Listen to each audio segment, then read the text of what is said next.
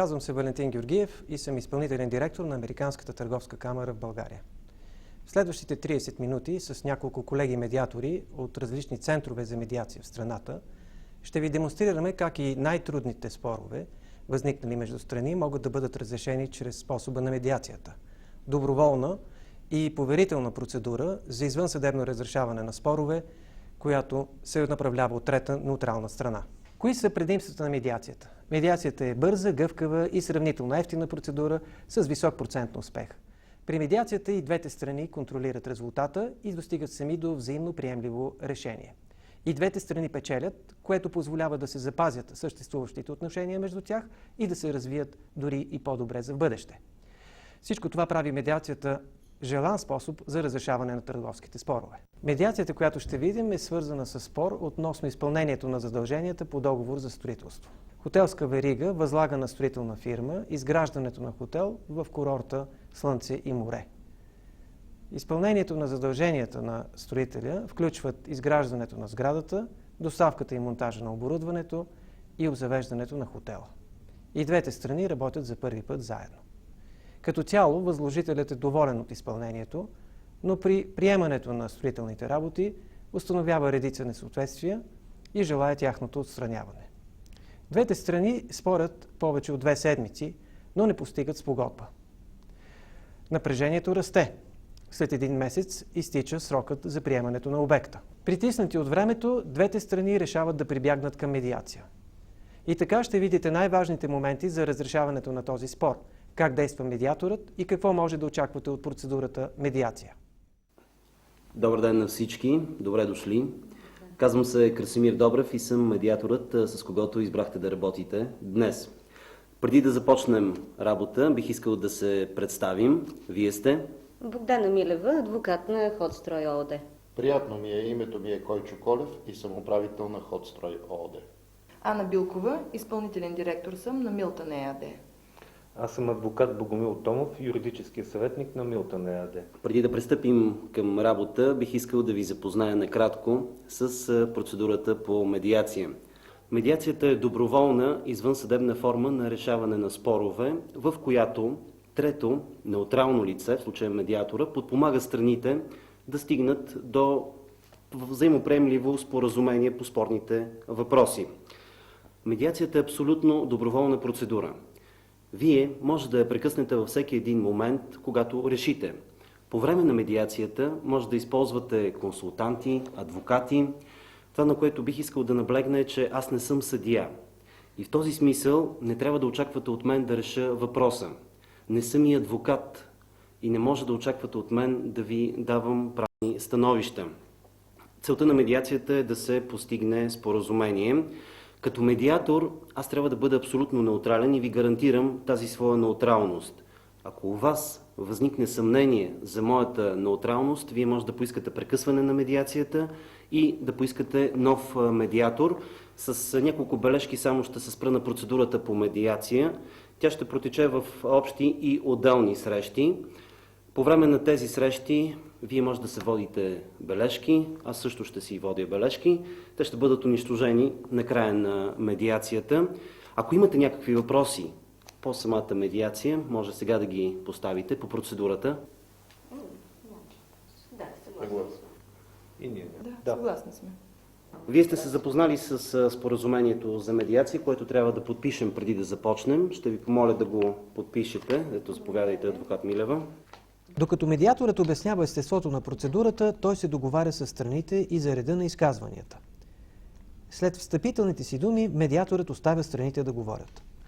Както стана ясно от въведението, спорещите имат право да участват заедно със своите адвокати. Но за медиатора е важно да насърчи самите страни да опишат проблема, тъй като процедурата се отнася колкото до разрешаването на правни проблеми, толкова и до регулирането на скритите взаимоотношения и откриването на бизнес интересите, които са ключов фактор за намиране на конструктивни решения. Госпожо Милева, бихте ли ни споделили какво ви доведе днес тук, какви проблеми искате да коментираме и какво очаквате от медиацията? Благодаря ви, господин Добрев. Както ви е известно вече от предварително предоставените материали, Ходстрой ООД е изпълнител по договор за строеж на хотелска сграда в курортния комплекс Слънце и море.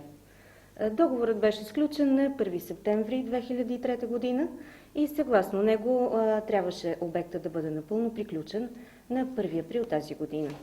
Трябва да споделя, че ние сме силно притеснени, тъй като в последните 2 седмици представителите на Милтън се опитват да блокират нашата работа. И аз не знам как бихме могли да приключим в срок. Още в началото искам да подчертая, че моят клиент е изключителен професионалист. Това не е първият хотел, който той изгражда в този комплекс и въпреки многобройните промени, които се налагат по вина на възложителя, изпълнителят провежда всички дейности в предварително уговорения график. За какво става въпрос? На първо място бяхме помолени настоятелно от възложителя да сменим мокета на 2 от етажите в хотела. Тъй като според представителите на Милтън цветът не бил в изисквания по договор цвят праскова, а според тях това било цвят кайсия. Значи, на мен не ми е ясно кой определя тези цветове, но цвета нямаше никаква разлика от изискваното по договора, а на всичкото отгоре ние нямахме и мостра, с която да работим, така че просто не виждам какви са претенциите, които те биха могли да имат тук.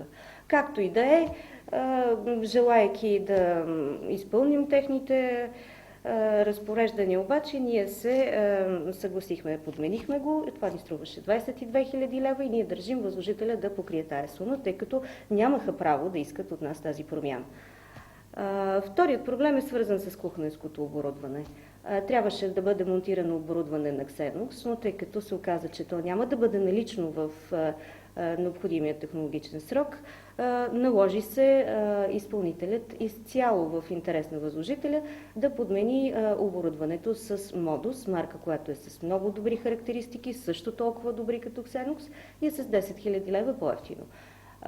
Разбира се, те решиха, че в последния момент, преди пускане на обекта, би трябвало да проявят някой друг каприз. Това е На кое казвате Вие не си каприз? изпълнявате Имате договорните договор, задължения. което е във А вашия очаквате интерес. от нас да Знаете ви как покрием да разходите. договор. Ще ви помоля да не се прекъсваме.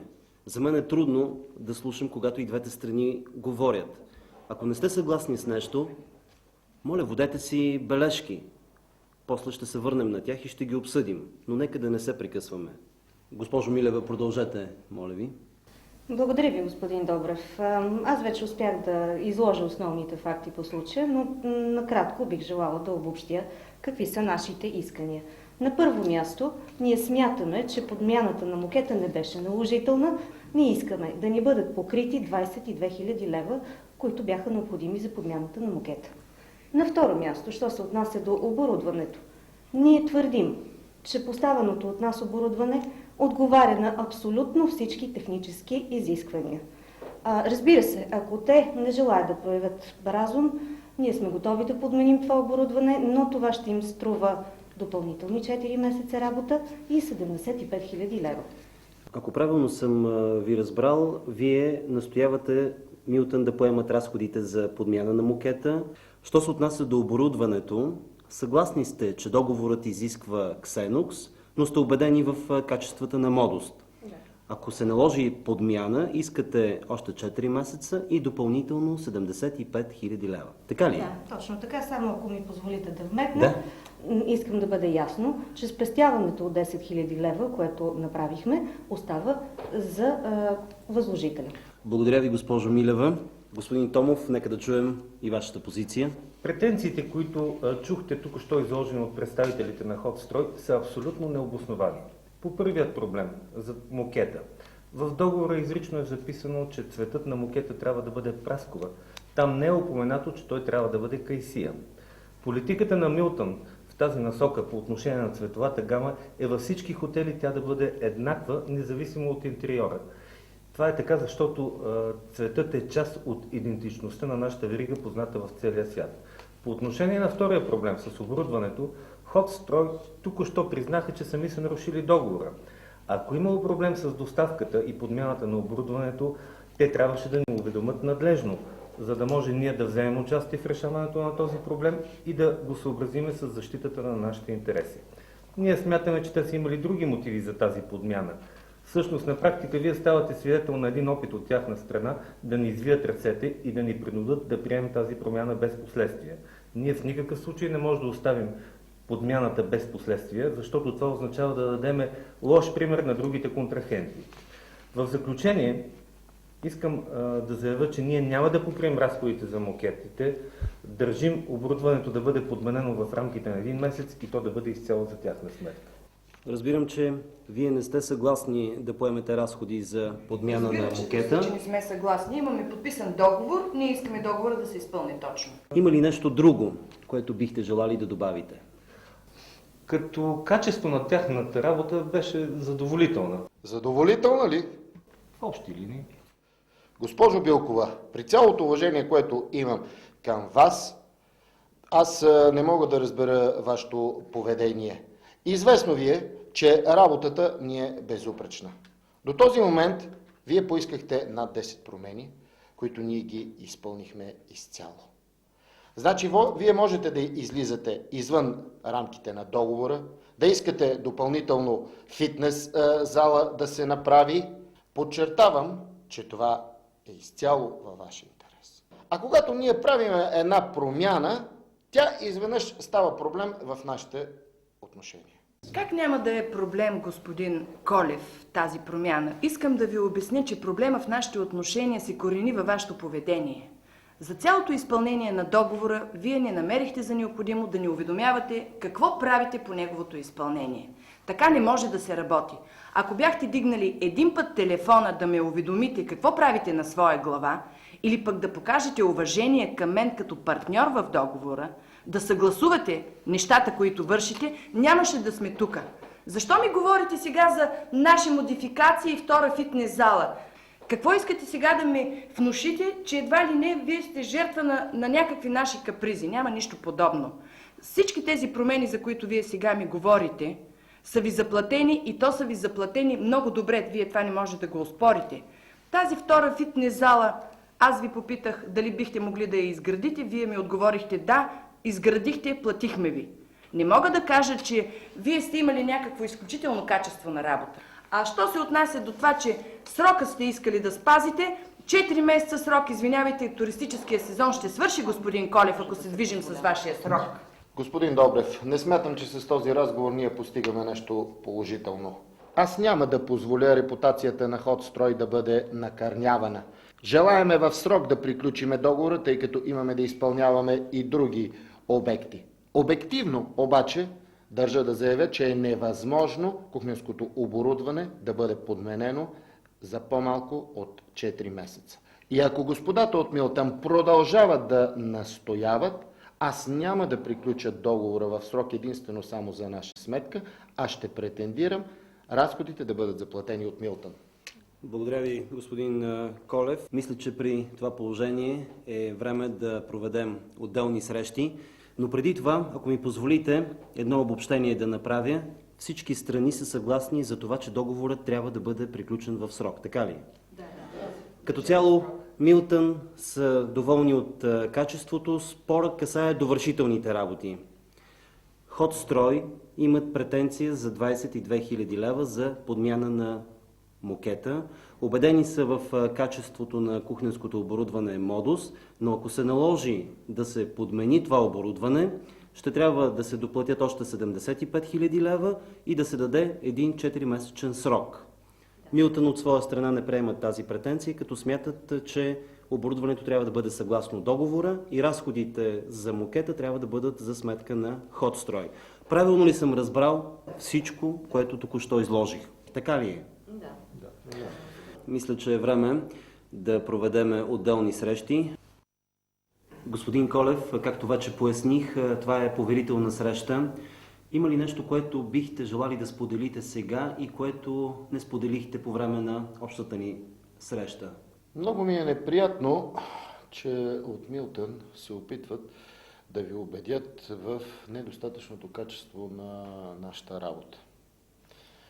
Имаме спор относно цвета на мокета. Налице е и проблем с кухненското оборудване. Но това в никакъв случай не касае качеството на нашата работа.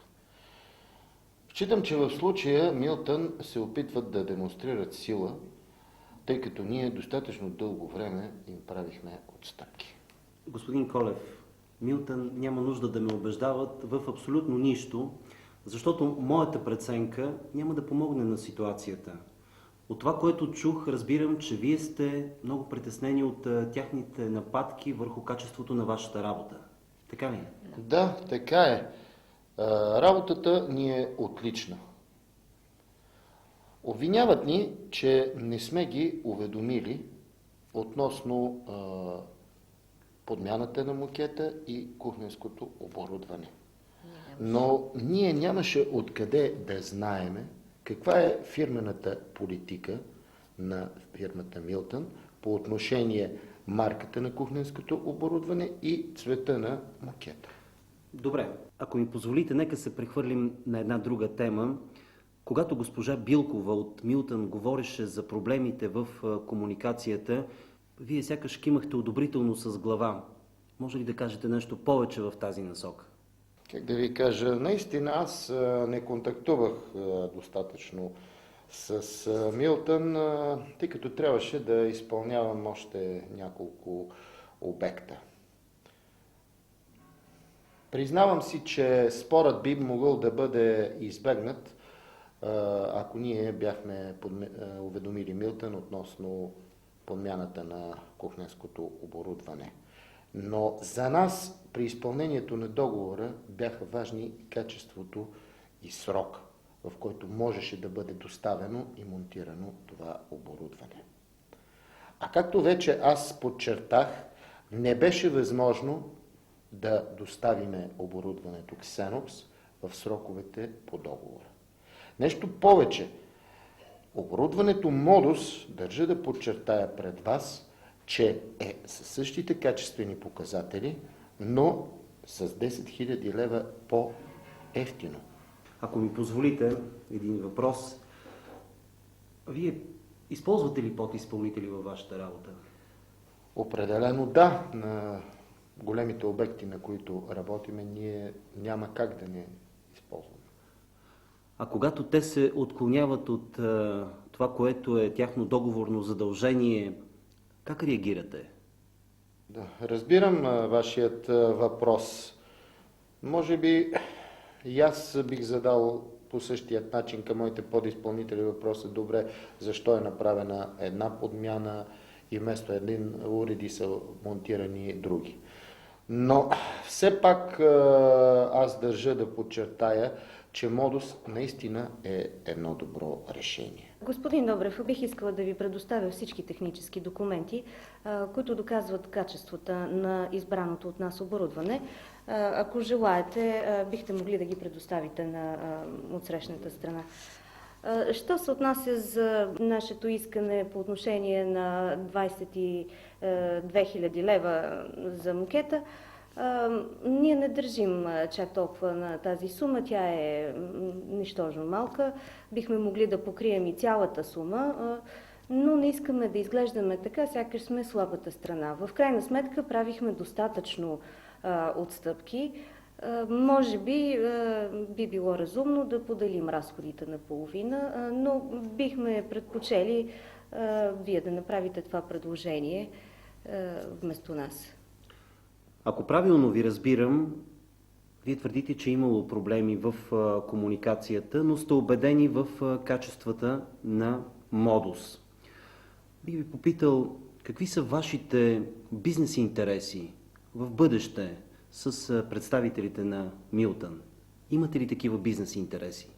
Определено мога да заявя, че Милтън е един сериозен клиент и ние бихме желали да продължим взаимоотношенията си с тях. Ние имаме доста добра репутация в нашият бранш, но през последно време имаме известни затруднения по отношение на нашите клиенти. През последната половин година ние загубихме няколко от редовните ни клиенти. Едни от тях прекратиха дейността, други доста намалиха своята инвестиционна дейност. Разбирам. Вие искате да установите трайни отношения с Милтън, тъй като се надявате в бъдеще те да бъдат ваши партньори. Бихте желали те да признаят качеството на вашата работа, а по отношение на замяната на мокета сте готови да поделите разходите на половина. Предоставихте техническа документация относно оборудването и смятате, че то съответства на спецификациите, които имате съгласно договора. Какво от това, което чухме, сега е конфиденциално, поверително и не би трябвало да споделям с представителите на Милтън? С изключение на проблемите, които имаме с нашите клиенти, всичко останало можете да споделите с другата страна. Причината е, че не желаем Милтън да се възползват от някаква евентуална наша временна нестабилност на пазара. Да, благодаря ви. Мога да ви уверя в това. Отделната среща е важна техника. Това дава възможност на медиатора да успокои и контролира емоциите и гнева и да помогне на страните да погледнат нещата от друга гледна точка. Както видяхме, медиаторът не се стреми да внуши на страните кой е прав и кой не е, а по-скоро задава проучващи въпроси, за да изясни информацията, която може би не е разбрана напълно от всяка една от страните. Това помага на медиатора да разкрие по-дълбоките интереси и проблеми на страните. Медиаторът трябва да вникне отвъд позицията на страните и да разбере не само какво е важно за тях, но и защо е важно. Така той може да им помогне да помислят за възможности, които да удовлетворят нуждите им. Също така видяхме медиатора да задава въпроси, които карат страните да разгледат ситуацията от гледна точка на техните опоненти. Отделната среща е полезен инструмент, който помага на медиаторите да открият възможности за промяна. Госпожо Билкова, има ли нещо, върху което искате да се спрем по-обстойно на тази наша среща? Разбира се, господин Добрев. Искам да съм откровенна с вас. Избрахме Хотстрой за наш изпълнител, защото наистина имаха отлична репутация. И трябва да си признае, че строителството им беше добро като качество, напълно ни удовлетворява. Но оттам нататък цялото им отношение към нас за мен беше повече от неуважително. Разберете, че по време на изпълнението на договора, през цялото време те не намираха за необходимо да поддържат каквато и да е комуникация с нас.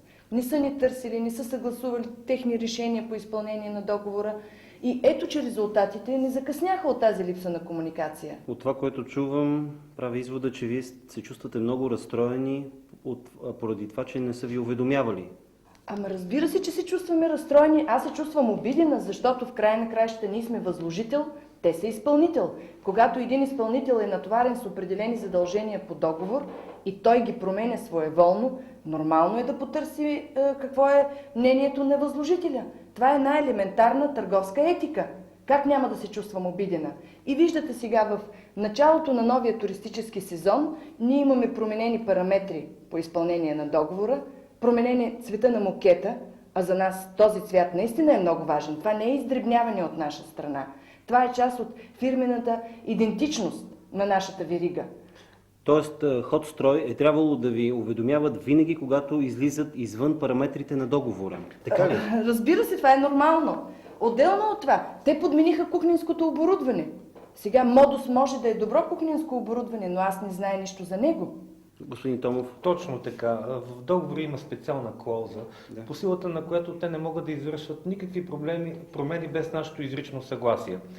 Не случайно аз в началото на съвместната ни среща определих претенциите на Хотстрой като абсурдни.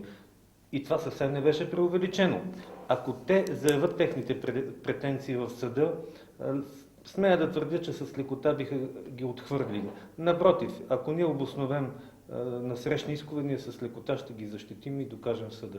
Господин Томов, вие повдигате един много интересен въпрос. Кажете ми като адвокат, може ли да гарантирате на Милтън, че една съдебна претенция би издържала и би била успешна за тях в съда? Колко време ще отнеме това? Какви средства ще струва? По отношение на оборудването, мисля, че няма да имаме никакви проблеми в съда. За мокета може и да се поспори, тъй като Хотстрой също имат своите силни позиции. Делото при така сложилите се отношения с Хотстрой ще премине през 3 инстанции, така че по 1 година на инстанция при развитието на съдебната система в България, мисля, че минимум за 3 години ние ще успеем да минем през всичките съдебни фази. По отношение на парите, обаче аз не мога да поема никаква гаранция, тъй като не се знае във времето кога ние ще може да ги съберем. Благодаря ви. Госпожо Билкова, какво е вашето виждане за един евентуален съдебен процес? Може ли за момент?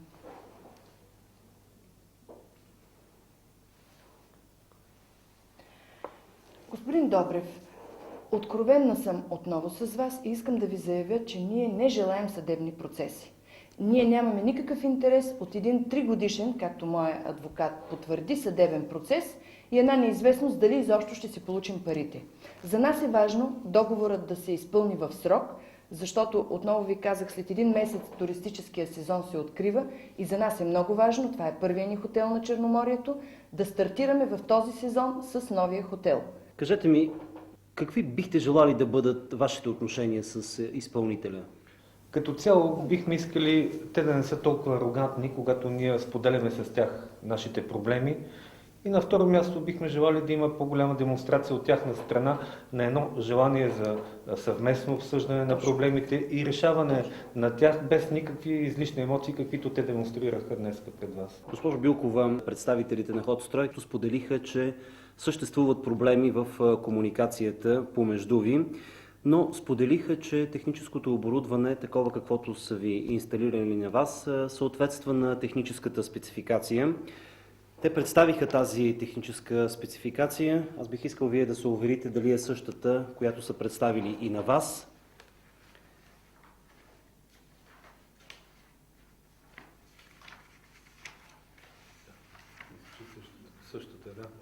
Чудесно. Аз бих ви попитал, какво би станало, ако вашите експерти, които работят по техническата спецификация, установят, че оборудването, доставено от Ходстрой, съответства на това, което вие изисквате? Господин Добрев, в цялата верига от наши хотели оборудването ни е производство на ксенокс. И ние държим на това оборудване. Най-малкото на нас ни е известно качеството на производството на ксенокс, заложили сме на него и не сме имали никакви разочарования в това отношение. Сега изведнъж се налага аз да приема едно оборудване, за което нямам кой знае каква информация. Наистина, ако нашите експерти ми дадат като един краен резултат на техния анализ, че оборудването на Модус е толкова добро, колкото ксенокс, бих се съгласила да го приема. Защото, пак ви казвам, за нас е много важно да спазим срока. Но, което на първо време ми е казано от моите експерти, е, че гаранционният срок на оборудването на Модус е 1 година. Гаранционният срок на оборудването на Ксенокс е 3 години. Сега аз не бих искала да рискувам, защото това е важен момент от техническите параметри на едно оборудване, и да приема така на добра воля само този риск. И мисля, че срещу това аз да приема този риск на новото оборудване, непознато за мен, би трябвало изпълнителя ми да поеме едно гаранционно обслужване, което мен ме задоволява до 3 години. Това е според мен справедливото и нормалното. Добре. Това е моето мнение. Разрешавате ли да споделя това ваше искане с представителите на Ходстрой? Благодаря ви. Какви са вашите виждания за някакви бъдещи отношения с Ходстрой? Ще използвате ли техните услуги за в бъдеще? Аз ви казах в началото още на срещата ни, че ние сме доволни от качеството на строителството на Ходстрой. Не искам да бъда така неточна или некоректна за тяхното качество на работа, но и за нас е интересен този партньор. Ние бихме желали и за в бъдеще да работим.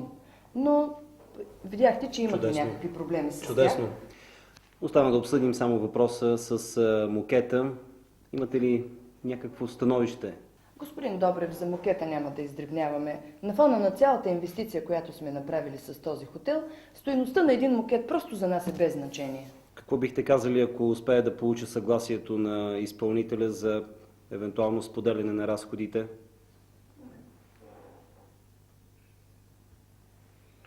Смятаме, че ще е справедливо да поемем част от разходите, да речем половината от тях. Предлагате половината от разходите за подмяна на мокета да бъдат поети от вас. Смятаме, че е добре това. Готови сме да поделим наполовина разходите. Да, благодаря ви. Медиаторът трябва да може да играе много роли, за да може да превърне една конфронтация в продуктивна среща за разрешаване на спора. Най-често срещаните роли са катализатор, учител, резонатор, преводач, свързваща страна, дипломат и оптимист. В този конкретен спор медиаторът продължава да провежда отделни срещи с страните и успява да им помогне да договорят удължаване на гаранционното обслужване. След като е постигнато съгласие по този въпрос, медиаторът събира двете страни на една заключителна сесия и прави преглед на постигнатото. Господа, мисля, че постигнахме значителен напредък в нашата съвместна работа. За мен стана ясно, че независимо от някои текущи проблеми, които имате, вие желаете да запазите отношенията си и да продължите работа, което е една добра основа за сключване на споразумение. Ако ми позволите да обобщя, вие се разбрахте да се уведомявате своевременно, чрез факс и всяка седмица да правите срещи относно изпълнението на проекта.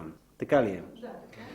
По отношение на кухненското оборудване, вашите експерти установиха ли, че оборудването съответства на това, което първоначално бе заложено в договора, госпожо Билкова? Да, нашите експерти приключиха работата си. Благодаря И анализът, който ми дадаха, ме задоволява напълно. Благодаря ви.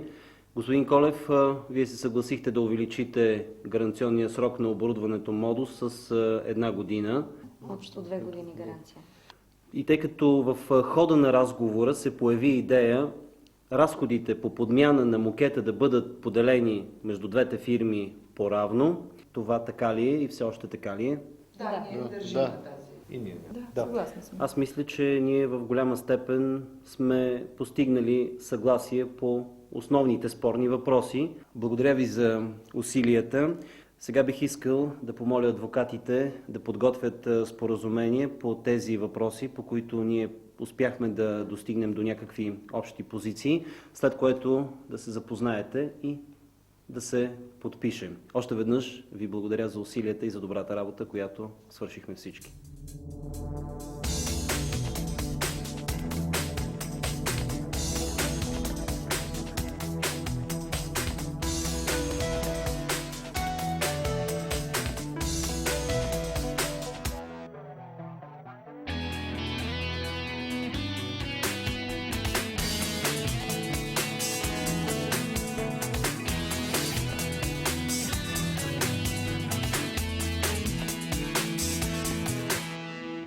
Освен техниките, които вече споменахме, видяхме, че медиаторът използва и други инструменти, помагащи на страните да разрешат спора. Едни от тях са представяне на страните по време на уводната сесия и въвеждане на подходящ тон. Добър ден на всички, добре дошли. Казвам се Красимир Добрев и съм медиаторът, с когото избрахте да работите днес. На кое казвате Вие не си каприз? изпълнявате Имате договорните договор, задължения. което е във А вашия след като адвокат. от нас Знаете да как да покрием изпълните разходите. договор. Ще ви помоля да не се прекъсваме. За мен е трудно да слушам, когато и двете страни говорят. Ако не сте съгласни с нещо, моля, водете си бележки. После ще се върнем на тях и ще ги обсъдим. Но нека да не се прекъсваме.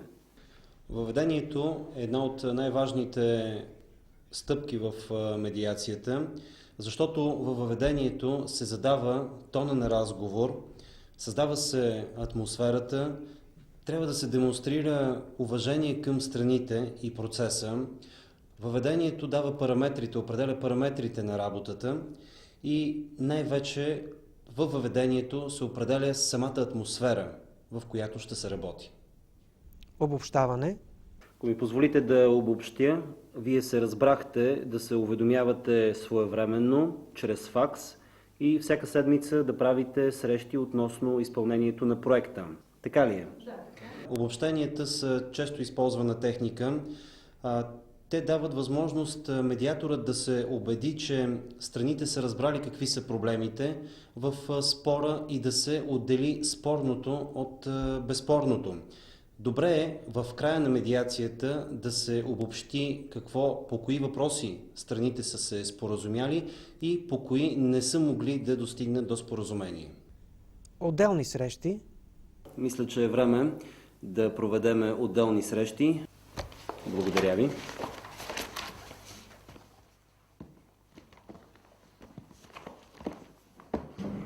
Отделните срещи дават възможност страните да се предразположат в една спокойна атмосфера, да изложат своите бизнес и търговски интереси. Отделните срещи са особено важни при търговската медиация. Те позволяват на медиатора да разбере какви са бизнес интересите на страните. Там се дава възможност да се определят опциите и алтернативите за решаване на всеки един спор. Емпатия и сверка с действителността.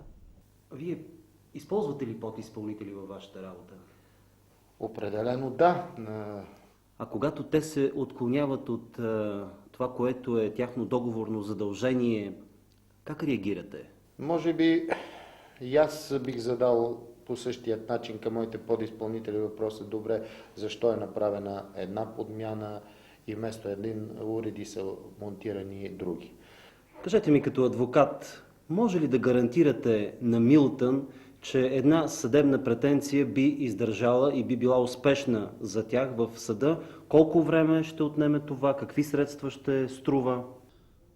Смяна на ролите се използва тогава, когато медиаторът прецени, че е необходимо страните да погледнат въпросите от една друга зрителна точка, от един друг ъгъл, а сверката с действителността дава възможност да се изследват деликатни области от страна на медиатора в отношенията между страните, без това да води до някакво отношение на пристрастие от него.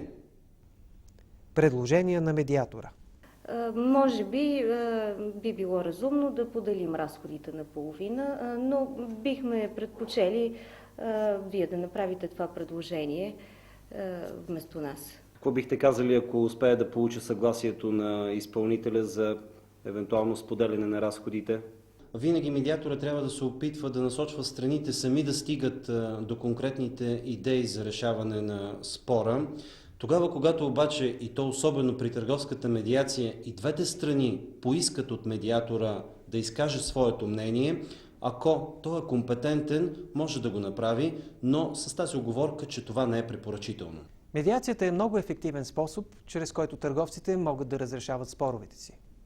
При нея печелят всички.